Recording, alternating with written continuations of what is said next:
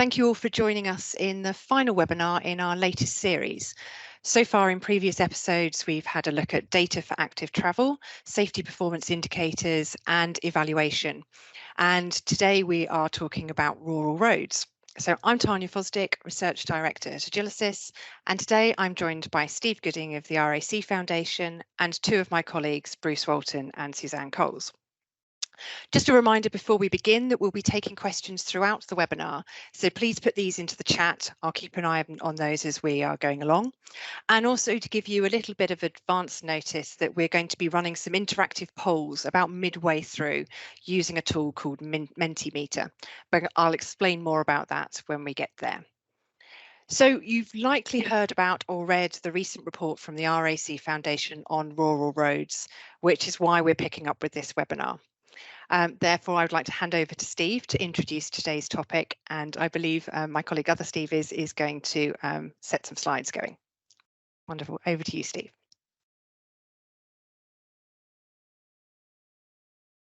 Hi there, and I'm just waiting. I'm told I'll get a glamorous backdrop of an image. But anyway, so I'll kick off. I'll start with apologies first. I think are in order that I'm not actually playing Halo right now. I borrowed this headset from my son because my own headset stopped working, because that's what happens when you've actually got to do something with one of these things. Technology, it's a wonder.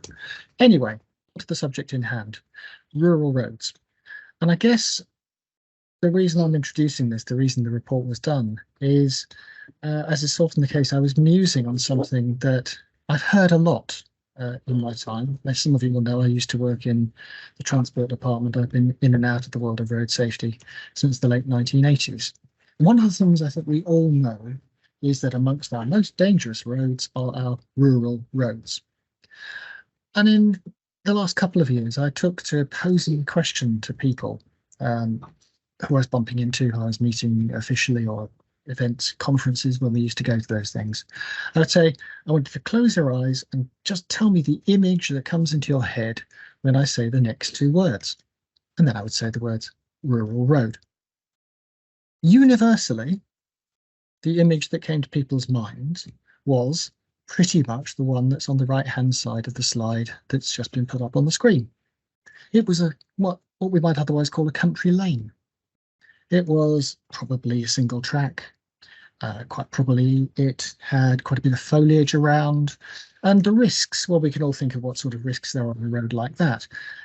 It probably has the national speed limit applying, so technically, legally, we're allowed to do 60 miles an hour on it, but in practice, of course, you'd only drive a lot more slowly, but you don't know what's around the next corner. You can't see what's around the corner. It could be a cyclist, it could be hikers, it could be a farmer's tractor coming the other way, it could be a load of cattle, it could, in my own experience on rural roads where I live, be a delivery van. It quite possibly is doing 60, but it's coming towards you. You just don't know. All very important road safety risks. But when you start looking at the numbers, and I'm guessing that if you signed up for this webinar, you're the sort of person who does, an interesting picture starts to emerge, because what emerges is rural road, when it comes to our dear friend Stats 19, encompasses the road on the right and the road on the left. Because a rural road, and here I was advised not to use this reference in the document we published, but I suspect many of you will get it. If Baldrick was defining a rural road, he would say, not an urban road. And essentially, that's what the definition is. Why does that matter? Well, picture the scene, because this was me many, many times over the years. It's going to happen certainly sometime next year. There will be a new transport minister, a new minister for roads and road safety, and they will be briefed on what they should be worried about. And somebody will say to them, and amongst our most dangerous roads are rural roads. And I think the picture that's going to come into that person's head is going to be the one on the right. And that means they're going to be thinking about a particular type of road and a particular type of road safety risk that is not necessarily the one that we should be most concerned with. Also, thinking of the people taking part in this webinar today, I'm thinking of those of us in the profession. We could aggrandise my own position there. People who are trying to make our roads safer, it's their job. We're thinking about what the data is telling us. We're looking at the picture, and we're looking at that picture across the country. Wouldn't it be a good idea if we had a better way of capturing the road typology so that when we're considering the road safety risks and the road safety record and the casualty record and all of those things, when we're considering that for picking at random a county, Suffolk, from people on the call, we could compare that with West Sussex, where I live. Can be done, but wouldn't it be better if we had a more standardized typology? So that's how the report came about. We discussed this. We're very pleased with the product. But what we're really interested in is not saying, that's it. Clearly, we need a better typography for rural roads. Clearly, we need something here. Our job is done. We can now go back to doing things the foundation does and worry about potholes and all that sort of exciting thing. But I think that, someone's lost the sound, I notice in the chat. Hopefully Ferris is sorting that out. That we need a bit of a debate from here on. We need some more work, because I think the case has been made that we need something better than the term rural road. Quite what that is, quite how complicated it needs to be, quite how it's going to be used, whether it's going to be used and whether it's going to be useful. These are the things we need to engage with now. And that's what today's workshop is about. So that's what I was going to say by way of introduction. And I think I'll disappear now and possibly come back towards the end after you've been put through the presentations and had to take part in the exercises. So I'm going to hand back at that point to Tanya. Lovely, thank you, Steve. And I believe it's Bruce who's going to talk through kind of what the project's about and how we approached it all. I will indeed. Thank you, Tanya, and good afternoon, everyone. So I have to say I'm massively jealous of Steve's headphones and I feel underdressed, but we'll have to persevere as best we can. So Steve identified something that's a real problem for many highway authorities that very much applies not only to the question of road risk that he was describing, but also to many other aspects of highway authority activities where they have large, complex, diffuse and disparate rural networks that they are trying to manage. There are many other issues that arise where understanding the difference between the road on the left and the road on the right is very important. Steve was kind enough to engage us on the basis that we had to be smarter than Baldrick. And we did our best to come up with an approach that allowed us to apply some definition to rural roads. Now, I'm not going to talk in much depth about the methodology that we applied. I'm going to pop through it quickly, just for those of you who may not be familiar with it. The first reason why I'm not going to talk in detail is because it's available in wonderful detail at that link that I have just posted on the chat to the RAC Foundation website, where you can download a copy of the research and read the details for yourself. The report's got a lot of very interesting stuff in it. If anybody reads through it and they have further questions, then please feel free to come and talk to us about it, because we're keen to keep this live. We're keen for it not to just gather dust in the shelf, but to make it a living consultation so that we can eventually aspire to creating a practical road hierarchy, a taxonomy that gives value to everybody who has need to look at road activity. So what did we do? Well, we took a sample of rural roads in the Baldrick sense of not urban to begin with, that followed the definition that the Department for Transport currently use from that. Every sample length that we chose segment was at least 1 kilometre in length, but otherwise they were chosen randomly from all rural roads across Great Britain, Scotland, England and Wales, and we weighted the sample by the approximate levels of traffic that different classifications of road use.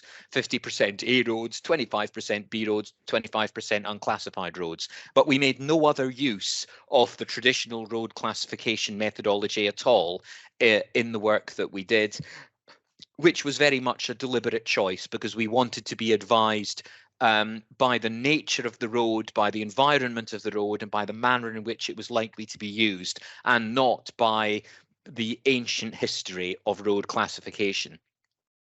We purchased as much data as we could about these roads on the basis that all the data we used was something that was nationally available on the same basis for all routes, which means we'd end up with something that could be applied nationally, and within the available budget, we'd got as large a sample as we could, although we'll come across some cases later on as we go where sample size was a problem. Next slide, please. So that was basically what we did. What did we do with our sample of roads? Well, it was 434 of them. This is what they look like on a map. And you can see the weighting between A road, B road and unclassified, just for information, how it's split down. And you can see that the random selection process gave us a pretty good breakdown. And we bought data in squares in such a way as to cover every single one of all of those randomly selected routes. Next slide, please. Further details in the report, I remind you, that you can download from that link in the chat. We took a large amount of inputs from the data that we had that was consistently nationally available for all those roads in three categories. First of all, the physical characteristics of the road itself, how wide it is, whether or not it had a median, sinuosity, a delightful word meaning how wiggly it is. Secondly, we took things that either were or were proxies for road user behavior, including speed and flow of traffic on those roads. And thirdly, things that were the closest we could get to proxies for the characteristics of the immediate environment of the carriageway using land use data. And we also applied for modifications for things like population density as a proxy for vulnerable road users, and remoteness as a proxy for speed of post-crash response, amongst other things. How far you are away from a major conurbation makes a big difference. Very important to note again that none of these things had anything to do with Stats 19. We very deliberately didn't use collision history while we were in this process because we didn't want something that was a self-defining hierarchy that was simply going to tell us what we already knew about differences in crashes between roads. We wanted to know about the roads themselves so that we could look at road risk amongst other issues with an uncluttered approach. There were a lot of data quality challenges in finding data in the satisfactory input data for our machine learning model in all three of those categories, which are discussed at length in the report. So next slide, please. Here's some example of some of the outputs that we got. Each one of those bizarre looking colored things, these are called violin plots, I love them, is a cluster of routes that had more in common with each other than they had with any other route. So you've got one there showing how the routes clustered when we were looking at whether they had built up areas in the immediate environment, which means within 25 meters of either side of the road, which was the highest granularity we could get. Another one there showing how they clustered with average speed, and another one showing how they clustered with sinuosity. And by doing this with all of the input measures we used, I think we used 25 or 30 different input measures, we were able gradually to coalesce all these clusters for the individual measures into a set of clusters to rule them all, which are on the next slide. So this is the plot of clusters to rule them all. And what you've got here, the X and Y values aren't meaningful, but this is what you get when you cluster 25 variables and boil it down to a two-dimensional chart. You can see that what's happening in this space is that natural clusters are forming, and the dotted lines show you the clusters where we were able to identify routes which on most of the measures that we applied had more in common with each other than everybody else. Now, machine learning is all very well. It's a very useful way of doing a meaningful analysis when you've got a large number of inputs and a large number of variables, as we did in this case. It helps us to boil it down more efficiently than a human being could. But it was only the beginning of the effort, not the end, because what we wanted to do was use these clusters as a starting point and then apply some human judgment for us to understand that the machine learning was applying the measures that we'd given it correctly and sensibly, and we were getting groupings of types of rural road which were meaningful in a human engineering sense and in the way that road users actually used them. So the machine learning was only the beginning of the process, not the end. Machine learning is a tool, it's not necessarily a solution. Next slide, please. So what we did with those clusters that were output from the machine learning process was to do qualitative analysis on them, and that meant sitting and eyeballing them. We did this for individual sample roads in each of those clusters that you saw in the diagram in the last slide, to check whether, when you actually looked at them and not only looked at pictures of them, but also took into account the other things we'd included that weren't visible on the pictures, such as the environment on either side of the road and the distance from the nearest conurbation and all of that kind of thing, to consider whether the cluster felt like it was a cohesive group of roads. And this process also gave us an opportunity to consider whether there were other apparent similarities between roads that fell in the same cluster, which were not in the machine learning output because we hadn't given it the right inputs, most often because the right inputs weren't necessarily available on a consistent national basis. And this qualitative analysis resulted in some improvements for refinements to the cluster. And in a minute, I will defer to my colleague Suzanne, who supplied a lot of the expertise to that qualitative analysis process. It was a very important way of us making sure that we had something that was going to be not only theoretically right according to some abstract machine learning exercise, but that was actually of practical value when you came to apply it to real networks. Next slide, please. So this was the output that we ended up with. We actually, there were of course more than 4 clusters on that diagram that I showed you a few slides ago. What we actually created was a 2-level taxonomy, and these 4 that you're looking at today are the top level of that taxonomy, which we're calling superclusters. So very broadly, we took all the roads in our sample and we categorized all of them into one of those 4 superclusters. You'll notice, by the way, that motorways are not mentioned there. We deliberately excluded motorways from our original sample. So if you like, you can consider rural motorways as being the 5th supercluster and the only one that we can actually define in kind of easy stats 19 terms and be fairly sure that we've got consistent engineering and consistent approach going on. There were clusters within those which we'll show you in a moment to give you a little bit of an idea of the further detail. But of course, you can read in the report in much more detail about the superclusters and the clusters. But have a good look at that table, because you're going to be seeing a lot more of that little coloured table in a minute or two when we're going to show you some roads and we're going to play the what cluster am I in game. And this is the point where I'm going to hand over to my colleague Suzanne. She can tell you, she might want to say a bit more about the qualitative process that you went through, Suzanne, in order to ensure that those clusters were cohesive and meaningful. And then you're going to take us into the game. So I'll be quiet and let you get on with that. Thank you, Bruce. Good afternoon, everyone.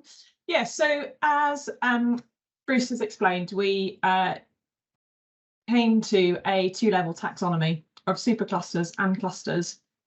And just touching on that qualitative analysis that I carried out, then once I'd gone through a large majority of the 400 odd routes that we had within our sample to check the credibility of the machine learning outputs, we did also have a blind sample of collection of the sample routes that we could then look at in terms of the qualitative analysis and identify which superclusters we felt that they could be categorized in, and then verify those against the machine learning clusters, and to give extra validation to the outputs that we were generating. Now, there will always be grey areas in any work where you're moving away from a more binary classification. But I'm pleased to say that there was high correlation between the superclusters that the machine learning had categorised routes into, and those that then I categorise them into following my qualitative analysis of them. So we're going to take you through the two-level taxonomy, focusing on the at the supercluster level. Now, so if I can have the next slide, please, Steve. This was the first supercluster, which we named Principal Roads. And you can see in the smaller yellow box at the bottom of the slide, there detail of the clusters that were within this supercluster group. We had regional distributors and main roads. Now, typical characteristics of these routes were high speeds, high traffic volumes. And in these two instances, then you can see examples that these routes included either physical or painted separation between opposing flows of traffic.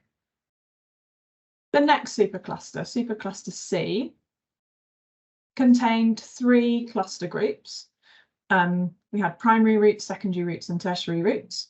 And working from the left to the right of the, in fact, no, so primary routes are in the middle, apologies, and then secondary routes on the right-hand side and tertiary on the left-hand side. And you can see moving from each of those clusters, we have characteristics including narrowing road width, varying speed limits and operating speeds, gradually fewer highway features, so less traffic signs, less road markings, less safety barriers, and we also identify that there was varying surrounding population density between the routes within this supercluster C.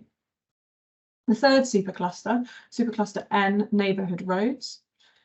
We had two clusters within this category. As we were going through this and before we agreed on final roads, it will probably come as no surprise as you see these two images that sort of internally we were terming this cluster as it can't believe it's not urban. These routes are classically sort of within what we would familiarly know as built-up areas.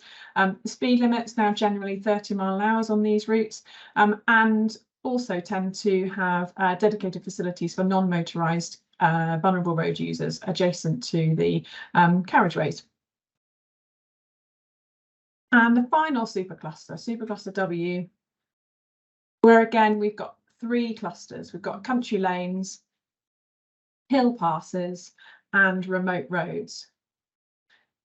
The differences between these clusters include gradient, sinuosity, some variations in land use, including the introduction of some coastal waters. We've got greater differences between the speed limit and the operating speeds, that being the average or the 85th percentile speed. And we also see a much greater distance from towns and urban areas within this supercluster. So those were the that's the two-level taxonomy that we came up with, and some examples of each. So now we're going to move into our interactive stage of the webinar, and we've got some images, and I'm going to see how well you can identify the correct supercluster. Tanya. Great. So if you can all go to either www.menti.com and click in that code, or use the QR code using your phone, we'd appreciate if you could just all go and log in there so that you can kind of play the game or that we're about to take part in. I was going to see if there were any methodology questions that were coming, but actually I think those are being answered in the chat by Craig and Bruce as we're going along. So we will proceed as soon as we've got as many of you into the Menti as we can. So I can see the numbers are going up, lots of thumbs up. So give it a second or two and then we'll proceed to the next one. Yes. Yes, if I can just say, Tanya, we've had a very good question there about methodology, about a point of detail. The published report contains a lot of points of detail. The question was a very good one. Please do feel free to continue to ask these questions either here and now or read the report and ask us offline, because there's a lot of detail under the bonnet of all of this that we don't necessarily want to deave everyone with. Great, thank you. Right, hopefully that's given people in the room enough time to get on. So Steve, shall we move forward with the quiz? Okay, Suzanne, are you kind of introducing? Did you want to talk through what we want people to do here, or? Yeah, so what you can see on your screen is you've got an image of one of the sample routes. a description of what that sample route is, its location, and at the table at the bottom, then you can see a summary of those supercluster descriptions. So what we'd like you to do is to identify which supercluster you think this route would have fallen into. Started off nice and gently for you all with a dual carriageway with a central median, and given the characteristics, I think we'll all be sort of fairly familiar that we're likely to experience high speeds and volume on this route. And I think that is everyone's got their answers, and all done very well there. It is indeed supercluster P. Next one, please, Steve. So here we've got a main street in an area in Scotland. And so if you have a read, we can see there some of the results that are being submitted by you all. Just let everyone have a chance to submit their response.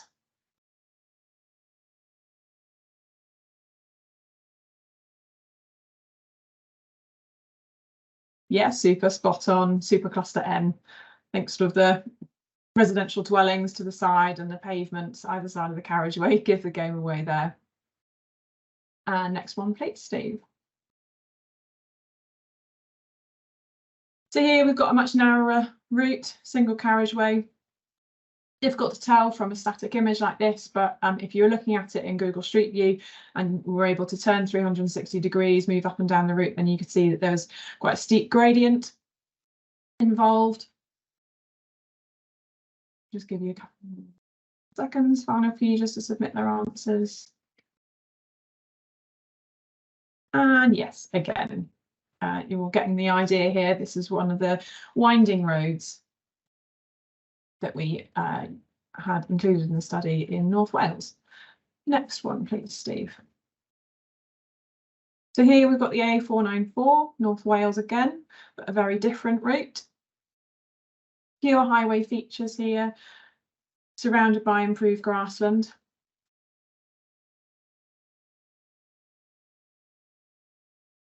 Okay.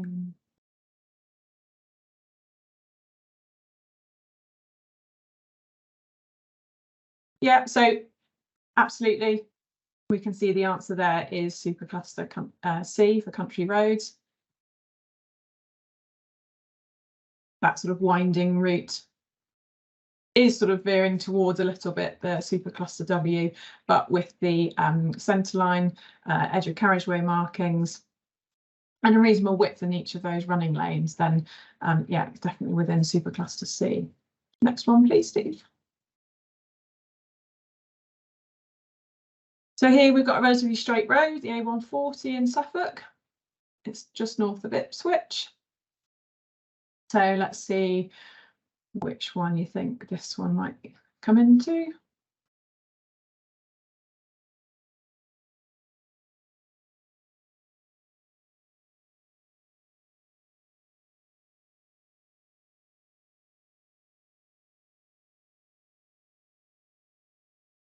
Absolutely, Angela.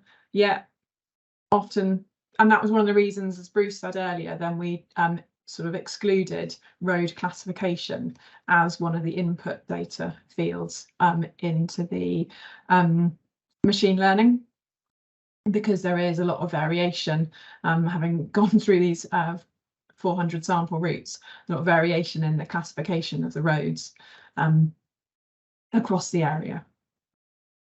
So I think that's pretty much everyone has indeed, and yet spot on, that painted central median is a bit of the giveaway here for supercluster P. Next one, thank you, Steve. So now we're back down to West Sussex.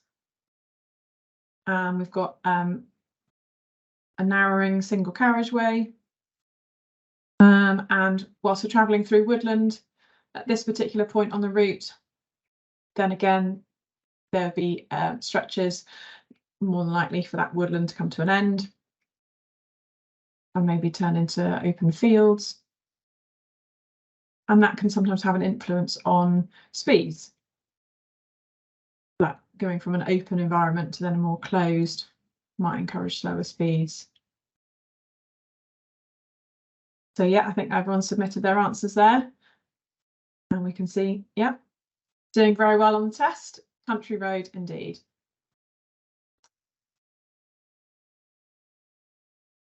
So here we've got the A859. I think this is another example just of that road classification point that was just making in response to Angela's comment in the chat. This is quite different from many A classified roads that you might see in England. And yeah, you're all spot on, easy there. You've got coastal waters, Isle of Harris, so a long distance away from an urban area. To absolutely supercluster W for a winding road. Next, Steve. So here we've got St Luke's Way, this is in Essex. It's a relatively new road. Have a look at it on Google Street View, you'll find that sort of another couple of 100 metres on, and it comes to an abrupt end. Well, certainly at the time as I was looking at it. Yeah, fairly obvious. Supercluster N for neighbourhood roads. Sort of built up area around it and vulnerable road user facilities. So we're down to our last two. Next one, Steve, please. So this time we're in Kent, which is a relatively rural county, but does have some sizable urban areas. And here you can see in the distance we've got national speed limit signs. However, the road width doesn't vary very much. So I'm not sure that drivers would necessarily increase their speed or be looking to increase their speed just because they're passing the national speed limit. So we might see some variance between the posted speed limit and the operating speeds on this route.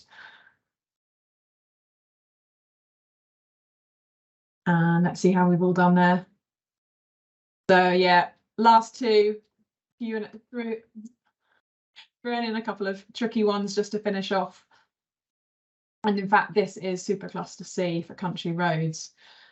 And this just sort of highlights some of the grey areas. And again, just the difficulty in seeing just a static image rather than being able to sort of pan up and down the road, look at 360, see what's happening elsewhere, perhaps behind, and take all that into account against the variable input variables. So on to the final one then, please, Steve. So here we're down to South Devon, so it's very similar to the last route, really, in terms of road width, not a narrow single carriageway. I don't think many of you are needing much help based on the responses coming in.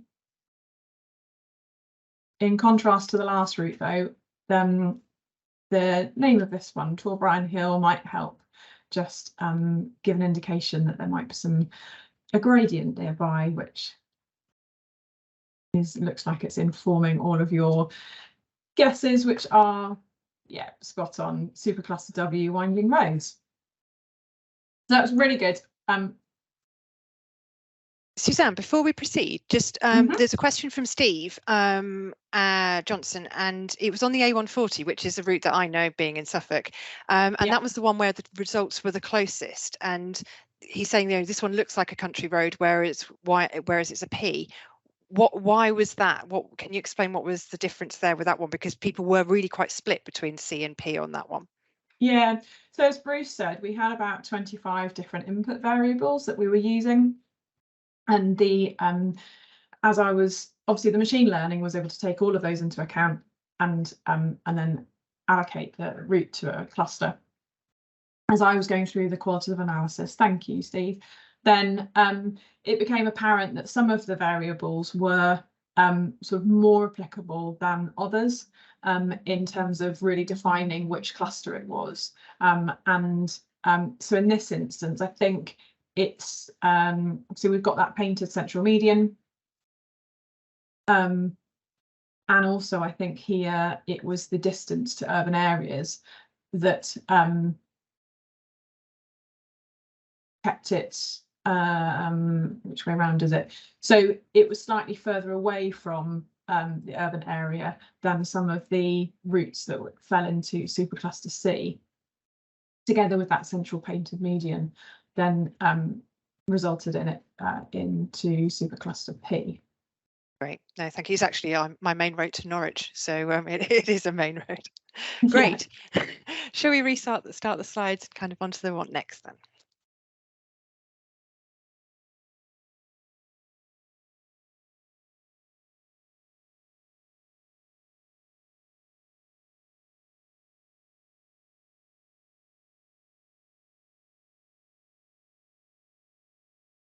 So I think I'm going to carry on after that Mentimeter and just talk a little bit about sort of how we went a step beyond developing the taxonomy for rural roads. And as Bruce said earlier, then we didn't include Stats 19 data as any input variable because we wanted to use that as a test of the taxonomy by then carrying out collision analysis on reported injury statistics for each of the sample routes. So we did this by looking at collision features that would be consistent between locations. So whether it was a single or multiple vehicle collision, sort of exactly what had happened and where it had happened. So excluding those variables such as weather that obviously might differ between geographical location, given that we had routes from across Great Britain. Now, there were some limitations in terms of the sample size, with the number of collisions in each supercluster varying from 7 right through to 942. But we were able to do some good analysis, and we've got the results then of how those transpired and what patterns we could find within each of the superclusters. So next slide, please, Steve, and we'll see what collision patterns we identified in the first of the clusters, supercluster P. So as you can see here, overwhelming majority of multiple vehicle collisions involving slow moving rear impact and generally occurring on links between junctions. So if we think back to some of those images showing typical principal roads, then we can probably all understand exactly why those patterns have come out and say, yeah, that makes sense. Those routes are often close to urban areas, so could be exposed to congestion, particularly at peak times. And then as a result, slow moving traffic, rear impact, not necessarily at the junctions, but on those links in between. So if we have a look at the patterns that we identified within collisions on supercluster C, there's some strong similarities here. Again, we've got a predominance of multiple vehicle collisions, but we've also now got a predominance of head-on impact as opposed to that rear impact. We're starting to see some collisions on occurring on bends, and we've got high motorcycle involvement rates, just like supercluster P, where in this instance 69% of collisions involving a vulnerable road user involved a motorcycle. Now, across the sample as a whole, that motorcycle collision involvement rate was 14%. So that just goes to show just how much higher motorcyclists were exposed to collisions on these country roads. Next slide, sorry, Steve, for supercluster N. So this is the supercluster that had the fewest collisions, just 7 collisions within this sample size. So really very small, but even from that small sample, then we were able to identify some patterns which many of you will agree are not surprising at all based on the carriageway features typical of roads within that supercluster. So collisions at a junction involving multiple vehicles and quite a few involving vulnerable road users. So for the final supercluster, supercluster W, here we're starting to see some variation in those patterns. So we've got a higher rate of single vehicle collisions. We've got a much higher percentage of collisions occurring on a bend. And again, just as a just sort of set the scene here, then we've got 52% of collisions occurring on a bend within supercluster W. Across the sample as a whole, it was 29%. of collisions occurring on a bend. So you can really see that that particular trend is elevated in supercluster W. And also instances where vehicles are leaving the carriageway, then 80% of them leaving the carriageway are involved in collision with a roadside object, typically a tree, but other roadside objects as well. And on these routes, then we've also got a higher vulnerable road user involvement, particularly with cyclists, which again, if we think back to those images of these typical routes, then it's where you might expect to see a higher percentage of vulnerable road users and cyclists enjoying the countryside. Across the sample as a whole, just 3% of collisions involve cyclists. So again, we can just see how much higher the involvement of pedal cyclists was on these winding roads. So those are just some of the headline sort of conclusions and trends that we identified within the collision analysis across the 4 superclusters. So we believe the development of the taxonomy offers a more meaningful classification of rural roads, and it gives an opportunity for a more informed approach to road safety on those various routes. There are definite patterns in the collisions occurring on different types of rural roads, and many of these, as I say, won't be a surprise to those of you working in for local authorities, perhaps police responding to collisions. But there's definitely opportunity for further analysis on a larger, small sample size to offer the scope of firming up those collision trends. And then these can be used by local authorities and others to focus interventions specific to the types of collisions that are likely to occur. And as we approach sort of embracing the safe system approach, then it really does fit well with that more proactive approach, and knowing what sort of collisions might be likely to occur, and then sort of targeting those with our interventions. And on that note, I'll hand back to you, Tanya. Wonderful. Thank you so much. Please do keep adding your questions to the chat. I think that collision analysis in particular is absolutely fascinating. I've done a lot of work on rural roads over the last kind of 18 years, and seeing those differences in pattern is just, you know, it's quite stark really, and we shouldn't have been treating them all the same over these years. So we've got a question from Sam, which is quite similar to a question I have, but perhaps they'll follow on. But what are the broader policy implications of this project, and what are the potential benefits of applying this methodology on a local network moving ahead? Could I suggest that Steve takes the first question there and I take the second one?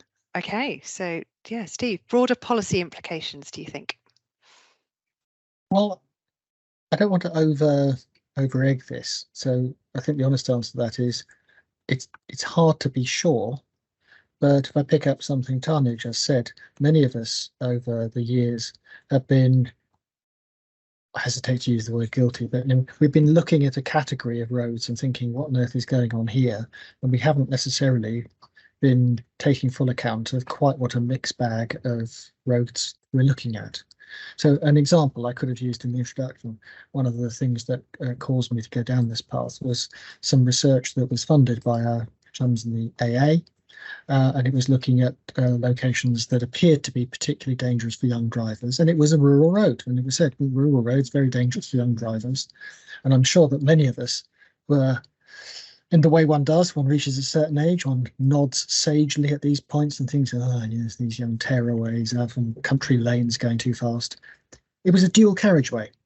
But the road they were talking about was a stretch of dual carriageway. What made it dangerous wasn't that it was a stretch of dual carriageway, it was that it was a short stretch of dual carriageway in between 2 long stretches of single carriageway on an A road. And though I can't be definitive about this, having driven on the network, my suspicion is, after a certain amount of time trundling along behind a lorry on a single carriageway A road, the dual carriageway opens up. I cannot be the only person who thinks, broadly speaking, I am going past that vehicle. Now, that's all very well if you're the first car behind. If you're the second or third, I'm going past that. You're the last person who's going to make it. You couldn't make it. That's when bad things happen. So what are the broader policy implications? 2, I would say, come to mind. One is avoiding the loose use of the term, which could cause those who are in a position to make policy decisions to get the wrong end of the stick, with the best of intentions. But if I brief a minister or a councillor on what the problem is that they're wrestling with, and they get the wrong impression, we'll go off down the wrong tack, wrong path. We'll waste time, basically. And what could they be? Well, I bring you to another project we're very deeply involved with, which is the creation of the Road Safety Investigation Branch, which is, we think, everyone on this call knows that when it comes to road fatalities, we've plateaued. Everyone on this call will know that as of yesterday, we were told we had a huge number of KSIs across Great Britain's roads in 2022. If we're going to get that down, maybe we're going to get lucky, or maybe it's going to be down to the hard yards of drilling into the data and finding out what's happening. And to do that, we think it's probably, we expect it to be helpful to be able to do that looking across the country as a whole, and to be able to compare like with like. And if through this sort of approach, we can like with like, and that real sense of risk exposure and the factors that are leading to the level of risk exposure to be identified, then that's when we've got to be lucky, because then we need to be able to work out, can we do something about them? Bruce. Oh, thank you, Steve. I think that's eloquently summed up the strategic implications that we can understand much more clearly when we have a consistently applied taxonomy to analyze against. But in addition to that, and this is something that's continually surprised me as we went along through the process, we did a development day as part of this, where we invited Highway Authority stakeholders to come and join us down at the delightful RAC Club and discuss the various ways in which we could apply this. And there was a plethora of other ways, in addition to the obvious casualty reduction and intervention design and strategic understanding agendas that we've already talked about quite a bit. Things to do with speed limit reviews, to do with planning applications, to do with organising maintenance, to do with workforce safety, to do with identifying and implementing active travel plans.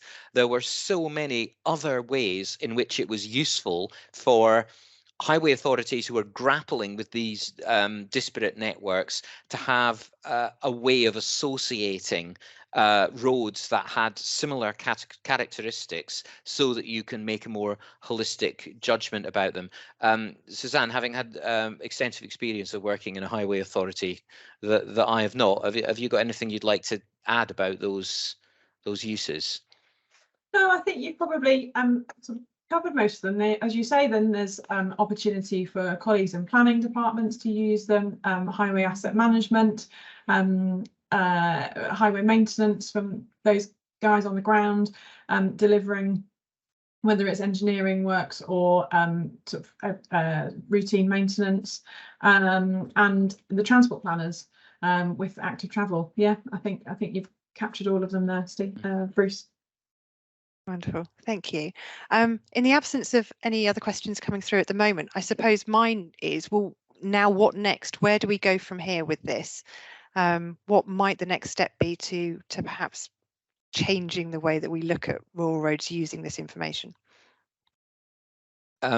Well, I think the first thing that we have to do is we have to take the taxonomy that we've established in principle and find out if we can develop a methodology that will allow us to apply it across a large scale contiguous network. Suzanne talked about some of the analytical difficulties caused by small sample sizes, and this bedevils everyone who tries to understand often what's going on rural roads.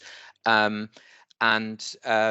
it's important that I think that we ensure that we have a methodology that's fit for purpose when we apply it to a network, and also to ensure that that methodology is transferable so it can be applied on a transparent and consistent basis across ultimately every highway authority in the country, because that's where those strategic benefits that Steve was talking about earlier really start to cut in. So I think when did anybody not say there is a need for more research? But I think there clearly is here a need to do that. We don't ultimately want the application of this methodology to depend on machine learning. Machine learning was a tool for developing it, not a method for its application. We need that to be a transparent algorithm that can be applied and quality assured. And so I think that is the obvious next step in this process.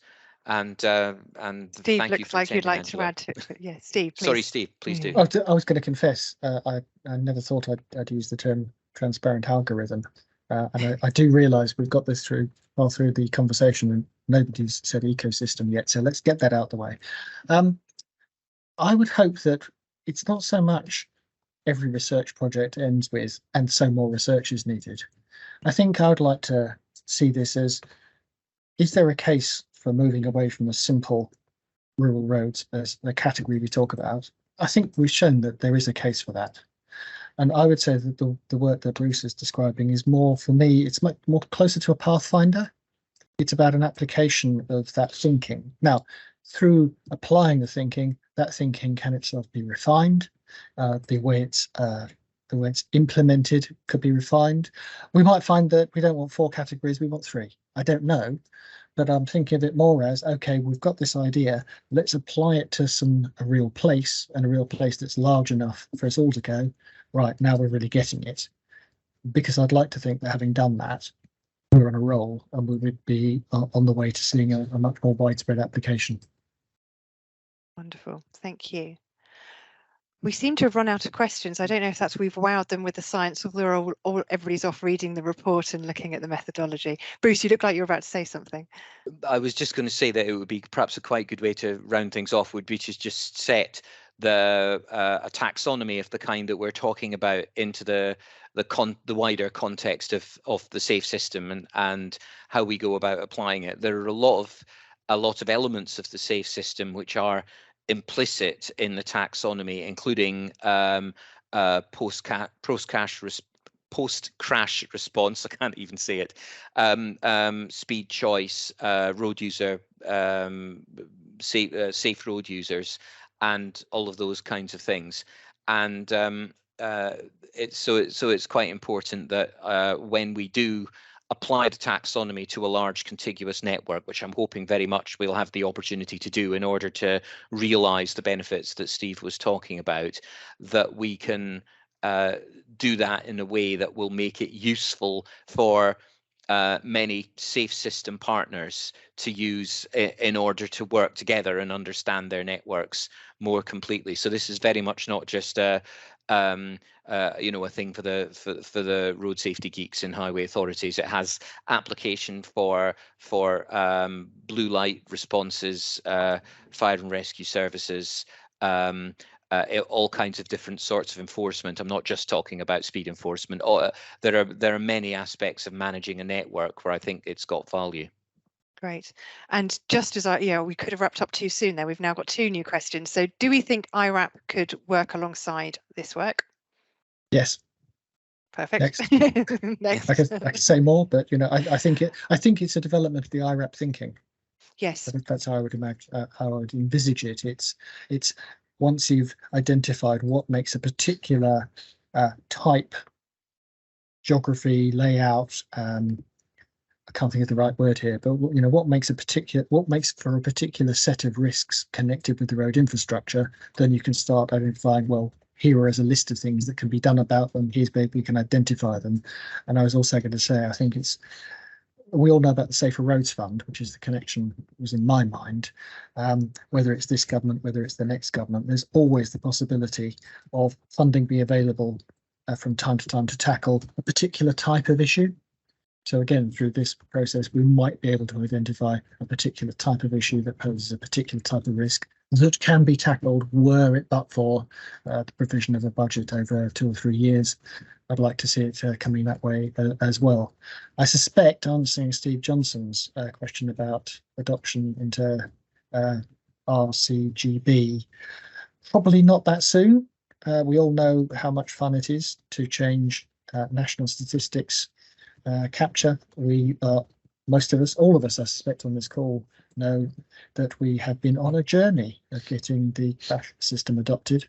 So I suspect the answer to that question is yes, one day. Mhm. Yeah, I think it's fair to say that there is an aspiration at the Department for Transport to find something that is a far less blunt instrument than the urban and not urban instrument that they've been historically using for quite some time in reporting. So I think that is certainly a long-term aspiration, and we are certainly wish to design the reproducible algorithm with that need in mind, so that it can be done at national, at regional, at local level, and it can be consistently applied. Because this isn't just about shiny reports. This is about making things work on the ground. I'll add, as far as IRAP is concerned, I agree broadly with Steve's. Yes, we are, of course, an AIRAP accredited organisation at Agilysys. In other words, we're looking at ways in which it's possible to take elements of IRAP and apply them generally across networks using a data-driven approach. Obviously you can't do anything like the level of detail with all the variables that are part of the IRAP methodology doing that, but there's a surprising distance you can get with data. We included input metrics specifically because we were intending them to be proxies for the kinds of things that IRAP assessments take into account. Yeah, so that there is a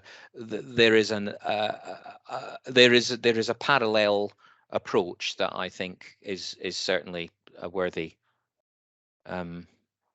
consideration. Wonderful. Thank you.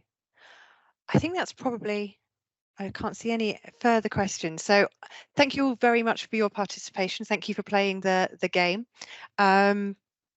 Earlier. The recording of this will be on our website in the next few days, so please do go back and have a look, and obviously read the report that Bruce shared the link to. That's got all of the details in there, the methodology, the approaches we took. So thank you once again, and thank you to Steve, Bruce and Suzanne for this session. I think it's been really interesting. I hadn't seen the casualty analysis until today, so yeah, that one was a new one for me. Thank you all, and yeah, enjoy the rest of your days.